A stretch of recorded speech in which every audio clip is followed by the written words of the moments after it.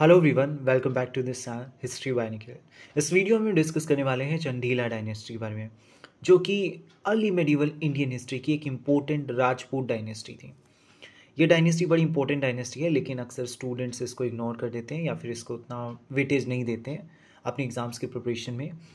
लेकिन इससे जुड़े कई क्वेश्चंस यूपीएससी प्रीलिम्स में पूछे गए हैं, इवन यूजीसी नेट जैसे बड़े कॉम्पिटिटिव एग्जाम से पूछे गए हैं। सो ये हमारे लिए बड़ा इंपॉर्टेंट हो जाता है इस डायनेस्टी के बारे में समझना। चलिए शुरू करते हैं अपने डिस्कशन को। This little me. Now let's come to the topic, Chandela dynasty. So ये डायनेस्टी बड़ी इंपॉर्टेंट डायनेस्टी थी, जो कि राजपूत डायनेस्टी थी अर्ली मेडिवल इंडियन हिस्ट्री की। अर्ली मेडिवल इंडियन हिस्ट्री वो टाइम पीरियड है जब एंशिएंट इंडियन हिस्ट्री का एंड हो रहा है और मेडिवल पीरियड की स्टार्टिंग हो रही है। उसके बीच के ही पीरियड को हम, या फिर आप कह सकते हैं हिस्टोरियंस, अर्ली मेडिवल पीरियड बोलते हैं। और अर्ली मेडिवल पीरियड में ही ये डायनेस्टी आई, जो कि एक राजपूत डायनेस्टी थी जिसने रूल किया 9th सेंचुरी एडी से लेकर 13th सेंचुरी एडी। एडी मतलब वही जो अभी टाइम पीरियड चल रहा है। सो 9th सेंचुरी से लेकर 13th सेंचुरी तक इसने रूल किया इस डायनेस्टी ने। और इसका ज्योग्राफिकल लोकेशन की बात की जाए तो था बुंदेलखंड। बुंदेलखंड आज का उत्तर प्रदेश और मध्य प्रदेश वाला रीजन कवर करता है। झांसी, उसके अलावा उसके आसपास का रीजन, चंबल वाला रीजन, यानी कि आज का सेंट्रल इंडिया में इन्होंने रूल किया। एंड इनके जो इंस्क्रिप्शन है, अगर इंस्क्रिप्शन या एपिग्राफिक रिकॉर्ड्स को हम देखें तो ये बताते हैं कि इस डायनेस्टी के एक फाउंडर थे जिनका नाम था चंद्रत्रिया। सो बेसिकली ऐसा माना जाता है कि वो मून से जन्म लेते हैं, जो कि ऑब्वियसली इट सीम्स मिथिकल। ठीक है, सो इसलिए इसको मिथिकल एंसेस्टर मान सकते हैं हम। मतलब इसमें कोई सच्चाई नहीं लगती हिस्टोरियंस को, और हिस्ट्री मैथोलॉजी नहीं होती है, ये हम सबको क्लियर होना चाहिए। तो अगर हम हिस्टोरिकली फाउंडर देखें इस डायनेस्टी के, यानी कि who is the historical, who is there, मतलब ऐसा इमेजिनेशन स्टोरीज में नहीं, हिस्टोरिकली भी सच में थे इसके फाउंडर, वो थे नानुकास। सो बेसिकली ये क्लियर होना चाहिए हमें। तो इसके जो मिथिकल फाउंडर है वो अलग है, वो याद नहीं होना चाहिए, मतलब it's not necessary to remember it, but आपको ये क्लियर होना चाहिए इसके हिस्टोरिकल फाउंडर कौन थे। नानुका। नानो का हिस्टोरिकल फाउंडर इसलिए कह रहे हैं क्योंकि ये हिस्ट्री में मौजूद थे, इनके एविडेंसेस हमें मिले हैं। देखिए, history is all about, it's a very scientific discipline. हम उसी में विश्वास करते हैं जिसके एविडेंसेस हमारे पास हैं। जो जिसके एविडेंसेस नहीं होते हम उसको मिथिकल बोलते हैं, या फिर जो स्टोरीज होती हैं, इमेजिनेशंस होती हैं। एनीवे, सो ये डायनेस्टी को फाउंड कौन करते हैं? नानुकाना, नानुका जो कि 833 एडी में, 31 एडी में इस डायनेस्टी को फाउंड करते हैं।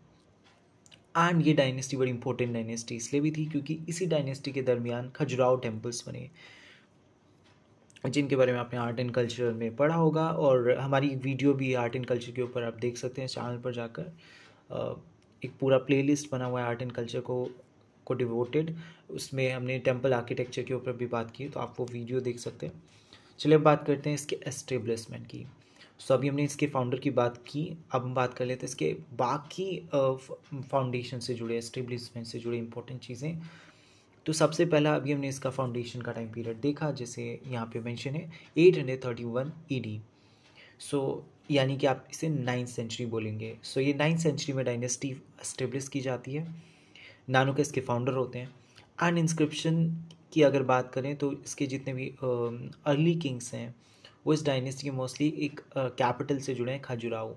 खजुराहो जो कि कैपिटल थी इस डायनेस्टी के, ये आप कह सकते हैं किंगडम की, इस एम्पायर की कैपिटल थी खजुराहो, जो कि आज मध्य प्रदेश में लोकेटेड है। खजुराहो के टेम्पल्स के बारे में तो आपने सुना ही होगा। अब बात कर लें इसके किंग्स की। तो किंग्स की बात करें, हमने इनके फाउंडर के बारे में देख लिया, लेकिन इसके अलावा अर्ली किंग्स की बात करें, जया शक्ति इसके अर्ली किंग में आते हैं। विजय शक्ति, जया शक्ति, ये दोनों इंपॉर्टेंट रूलर्स हैं जिन्होंने किंगडम को एक्सपांड किया और इसका कई बाकी रीजन्स को कॉन्कर किया, एनेक्स किया। इसके अलावा दांगा भी बेसिकली इसके हर्षा इसके एक अनदर इम्पोर्टेंट रूलर हैं। इसके अलावा बेसिकली डांगा एक फर्स्ट इंडिपेंडेंट चंदेला रूलर माने जाते हैं जिन्होंने एक टाइटल अज्यूम किया, महाराजा धीराज। ये टाइटल हमें दिखाता है कि वो अब इंडिपेंडेंट रूलर बन गए। अब इंडिपेंडेंट से आप कंफ्यूज होंगे। देखिए, ये जो डायनेस्टी थी चंदेला डायनेस्टी काफ़ी टाइम तक सबऑर्डिनेट रही दूसरी डायनेस्टी की। सबॉर्डिनेट मतलब इसने दूसरी डायनेस्टी को के लीडर को सॉवरेन माना काफ़ी हद तक। ये हमें क्लियर होना चाहिए, जो कि अब हम नेक्स्ट टॉपिक में देखेंगे, कॉन्फ्लिक्ट्स एंड वॉर। तो चंडीलास जो थे वो वेसल्स थे प्रतिहारा के। वेसल्स मतलब आप कह सकते हैं चंडीलास ने खुद को सबॉर्डिनेट माना प्रतिहारास का। कन्नौज के जो जिनकी कैपिटल थी कन्नौज, प्रतिहारा, तो ये प्रतिहारा के फ्यूडेटरीज थे आप कह सकते हैं, यानी कि उनसे ये अपने आप को उनसे छोटा मानते थे और उनको सर्व करते थे। किनको सर्व करते थे? चंडीलास प्रतिहारास को। ये हमें क्लियर होना चाहिए। लेकिन साथ ही में इनका कॉन्फ्लिक्ट भी उनके साथ रहता था। अब कॉन्फ्लिक्ट रहता था क्योंकि वो पावरफुल थे ऑब्वियसली, तो इनको खुद को इंफीरियर मानना ही मतलब सबॉर्डिनेट मानना पड़ा। इसके अलावा इनका कॉन्फ्लिक्ट पाला से भी चलता रहा। अगर क्लैश एंड वॉर की बात करें तो इनका कॉन्फ्लिक्ट प्रतिहारा से भी चलता रहा, जो जिनके खुद फ्यूडेटरी थे। इसके अलावा पाला से चलता रहा। पालास एक डायनेस्टी थी जो कि बंगाल में रूल करती थी उस टाइम पर।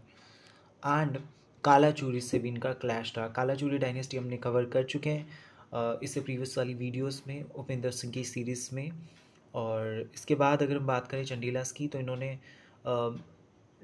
एडवांटेज उठाया प्रतिहारा के डिक्लाइन का और पाला के डिक्लाइन का, और खुद की इंडिपेंडेंस को असर्ट किया। यानी कि जैसे ही प्रतिहारा और पाला वीक हो गए, जिनसे इनका क्लैश चल रहा था, तभी इन्होंने खुद को इंडिपेंडेंट डिक्लेयर कर दिया। और यहाँ पे अभी हमने देखा था ना, इससे पहले वाली स्लाइड यहाँ पे देखिए आप, Dhanga was the first independent Chandela king took the title Maharaja Dhiraj. तो इसी कॉन्टेक्स्ट में बात की गई है। तो ये खुद को क्यों इंडिपेंडेंट घोषित कर रहे हैं? क्योंकि इन्होंने प्रतिहारा और पाला के डिक्लाइन का फ़ायदा उठाते हुए खुद को इंडिपेंडेंट घोषित कर दिया। क्योंकि इससे पहले नहीं कर सकते थे, क्योंकि प्रतिहारा वो करने नहीं देते, क्योंकि तब वो पावरफुल थे।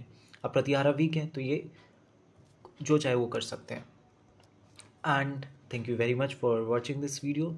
आई होप कि आपको ये वीडियो पसंद आया होगा। चैनल को सब्सक्राइब कर दें अगर आप नए हैं, और वीडियो को लाइक करना मत भूलें। Thanks for watching the video. Share करें अपने फ्रेंड्स के साथ इसको।